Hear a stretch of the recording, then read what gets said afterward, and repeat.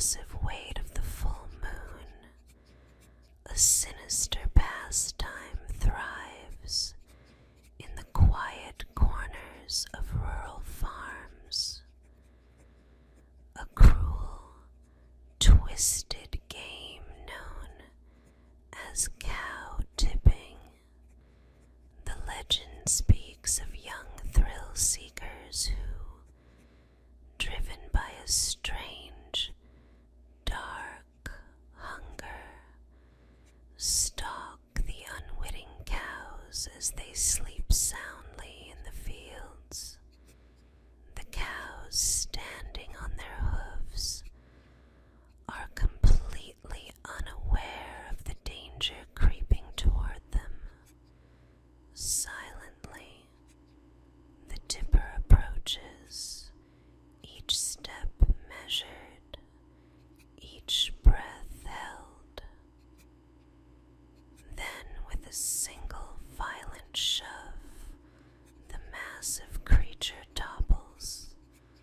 The thud of the cow crashing to the earth echoes through the still night, a shocking sound that shatters the quiet like a gunshot. The cow, stunned and disoriented, struggles to rise, its heavy body too disoriented to defend itself. But it's not just the thrill of the topple that lingers. There's something deeply unsettling about the practice. Some say it awakens something ancient, a curse bound to the land. There are whispers in the shadows that those who partake in cow tipping may be marked, followed by a presence that never leaves them, a watchful, unseen force that waits. Others say that the cows, though silent, are not as innocent as they appear. They have their own dark secrets, secrets they whisper to the night, seeking vengeance on those who dared disturb their rest. And once the game is played, there's no turning back. In the eerie darkness of Cape Henlopen State Park, a ghostly light flickers on the horizon, drawing the lost and the curious into its haunting glow. Known as the corpse light, this phantom flame lures those who wander too far from the path with a false promise of safety. It's a light that seems to dance just out of reach, flickering like a distant beacon, as though someone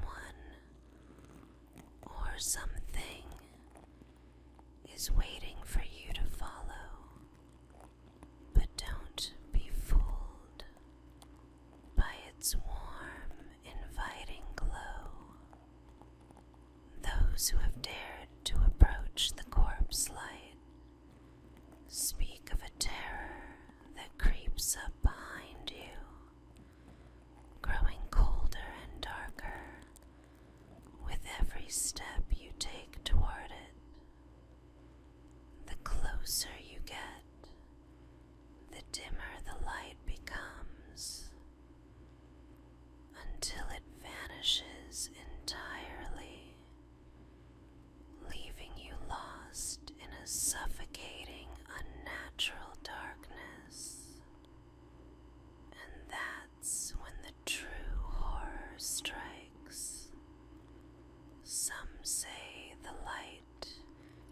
is the soul of a sailor who perished long ago, forever doomed to lead others to their doom. Others whisper that it's a manifestation of something far older, something that preys on the vulnerable. Many who followed it have disappeared without a trace, their final screams swallowed by the night. If you ever see the corpse light flickering in the distance, turn away. The light is a trap, and it will never let you leave.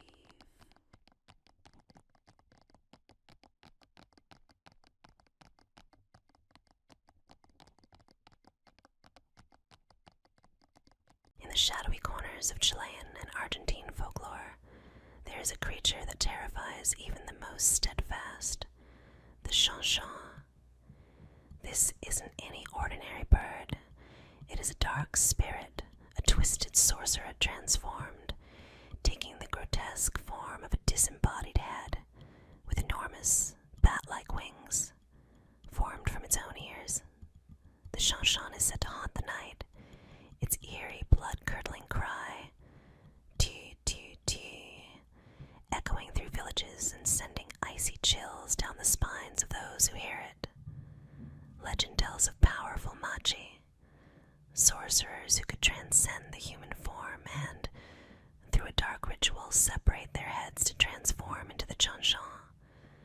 As these sinister heads take flight, they prowl the darkness, seeking their victims, driven by an insatiable thirst for fear, with piercing red eyes that glow against the inky sky, and fanged teeth that glint in the moonlight.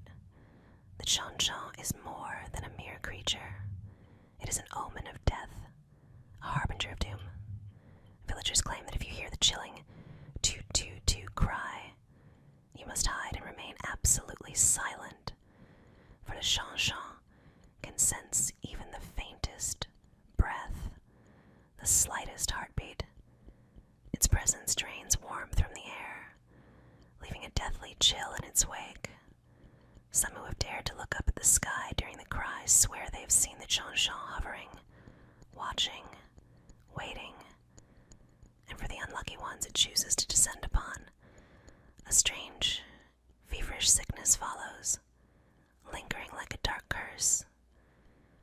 Those who have encountered the chanchon and lived to tell the tale often describe nightmares that plague them for weeks afterward. Visions of a head with flapping ears, soulless red eyes, and that unending, haunting cry. To this day, the chanchon remains a whispered fear in the quiet villages along the Andes, a ghostly predator that rules the night skies. So if you ever hear that distant ghostly toot-toot-toot cry in the dead of night, beware. The chanchon may be circling above, its gaze set on you, eager to claim yet another soul in the darkness.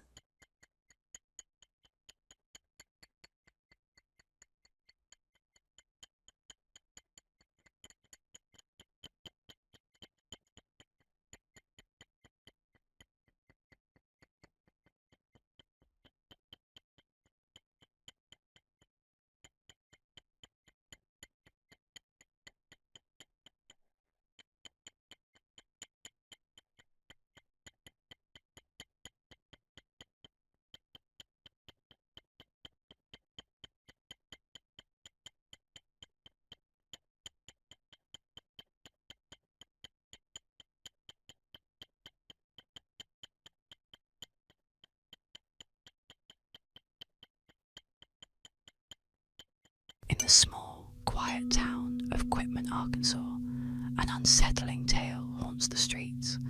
The legend of Jarrell Bettis, more chillingly known as the Dog Boy.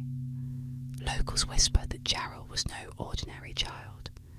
With an eerie fascination for cruelty, he terrorized the town, his twisted grin and deadened eyes enough to send shivers down It's said that as a boy he would capture stray dogs and cats, dragging them into his family's decrepit house, where unsettling cries and strange noises echoed through the night. As he grew older, his dark nature only deepened. Gerald's obsession with pain extended to his own parents. Neighbours claimed they saw him towering over his elderly mother, his hands clenched, his eyes wild with some unspeakable rage. His father, a once strong man, was seen bruised and frail, unable to escape the torment inflicted by his own son. Shadows would flicker at the windows, figures moving in unnatural ways, and rumours spread that Gerald was more than a man, something twisted, something monstrous. One night, the house fell silent. No screams, no shadowy figures, only an oppressive stillness. Some say Jarrell vanished, others claim he still lingers in Quitman, watching from the dark, his cold gaze fixed on anyone who dares to remember. And when the moon is high, they say you can feel his presence, a chilling shadow creeping closer, a memory of pure, unhinged malice lurking in the quiet streets of Quitman, waiting, forever haunted by the dog boy.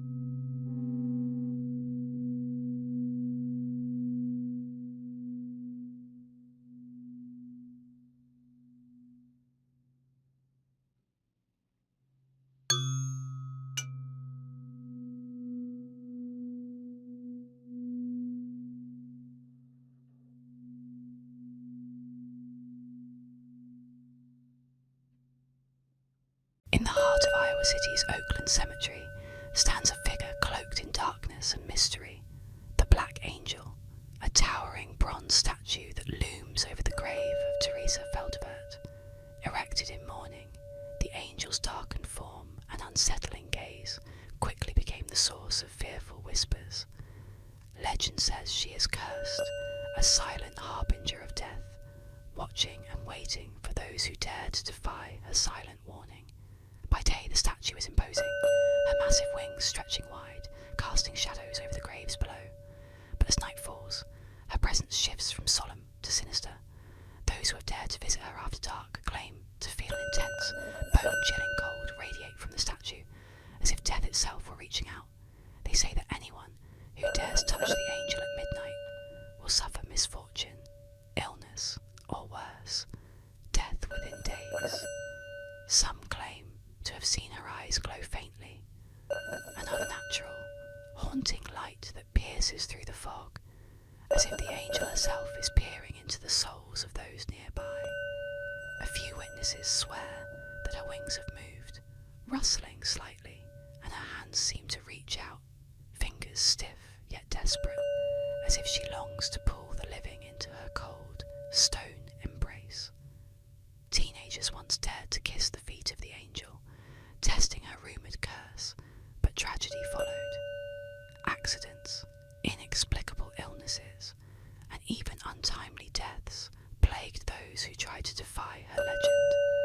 Her presence, they say, is more than mere stone. It is a shadow of sorrow and vengeance, eternally bound to the cemetery. Today, locals avoid the Black Angel at night, believing she still harbours a dark power, and if you stand before her, feeling her hollow gaze settle upon you, remember, her curse awaits anyone brave or foolish enough to challenge her.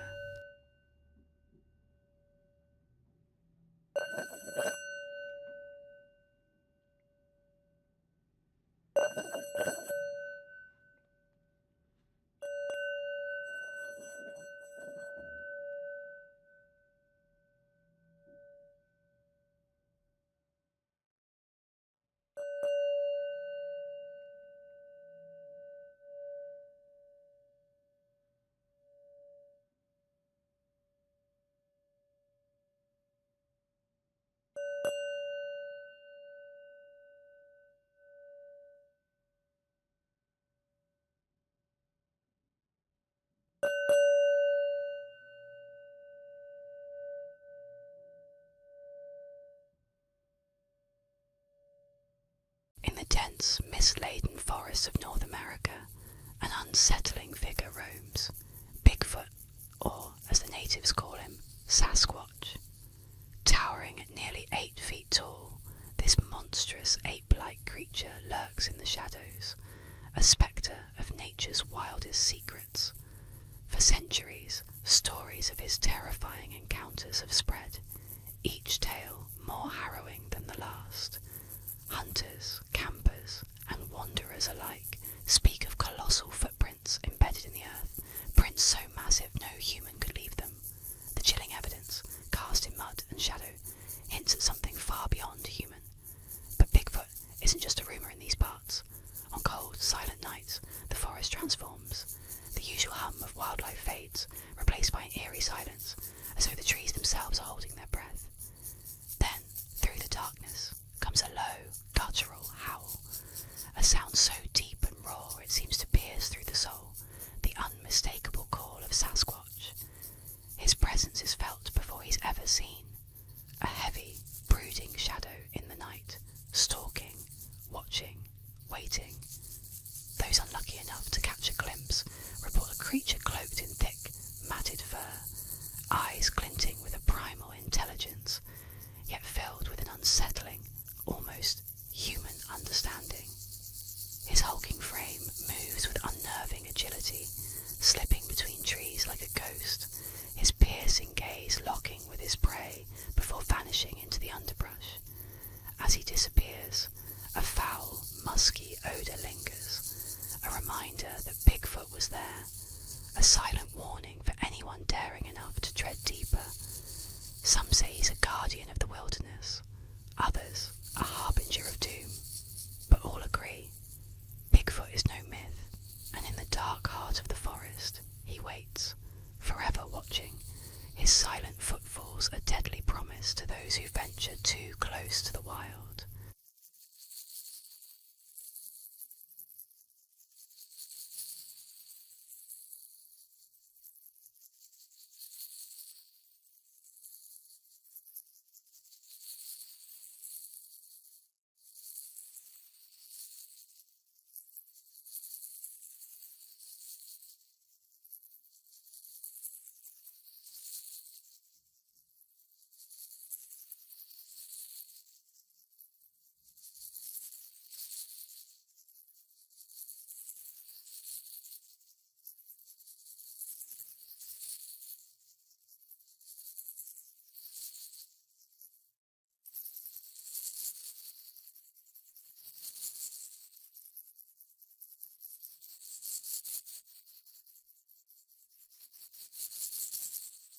In the shadowed expanse of Druid Ridge Cemetery in Pikesville, Maryland, a cold, dark statue loomed, a spectral figure known as Black Aggie.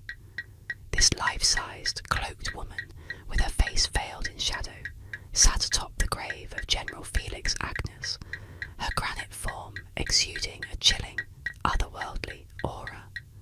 By day, she appeared merely sombre and brooding, but as night fell, the true horror of Black Aggie was said to awaken. Legend tells that Aggie's eyes glowed red after midnight, casting an eerie light over the tombstones, watching anyone foolish enough to linger after dark. Locals swore that the air around her turned deathly cold at night, as though she was drawing warmth and life into herself. Whispers echoed through the town that those who dared meet her gaze would be haunted, plagued by nightmares so vivid they left physical marks, scratches, bruises, inexplicable chills that never went away. Daring teens tested the legend, sneaking into the cemetery to touch Black Aggie's cold, stone feet, but few made it close without recoiling. Those who reached out to touch her swore they felt Aggie's granite hands shift, her fingers stretching toward them, or the faint press of invisible hands gripping their shoulders, holding them in place. One night, a young man dared to spend the night under Aggie's watchful stare. At dawn, he was found frozen in terror, his face twisted in a silent scream. Rumours claimed that Aggie had drawn the life from him, leaving him nothing but a hollow shell. Today, Black Aggie is gone, removed from Druid cemetery, but those who remember her say that if you wander near her former resting place on a moonless night, you might still feel her icy stare, hear the whisper of her stone skirts brushing against the earth, a reminder that her spirit